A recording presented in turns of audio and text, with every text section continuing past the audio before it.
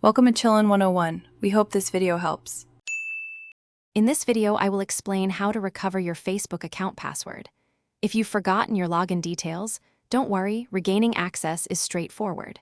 First, open your web browser or the Facebook app and go to the main login page.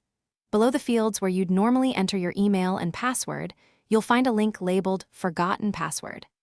Clicking this link is the first crucial step to begin the recovery process and get back into your account. Once you've clicked Forgotten Password, the system will ask you to identify your account. You can do this by entering the email address or phone number that you used when you first signed up for Facebook. If you no longer have access to those, you might also have the option to search using your full name. This step helps Facebook find your specific profile so you can proceed with the recovery. After identifying your account, Facebook will present you with options to receive a password reset code.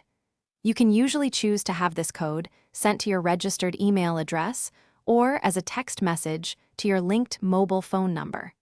Carefully consider which method is most convenient and accessible for you at that moment. Selecting the correct option ensures you receive the necessary 6-digit code to move forward. Finally, once you receive the verification code, enter the 6-digit number into the designated field on the Facebook recovery page.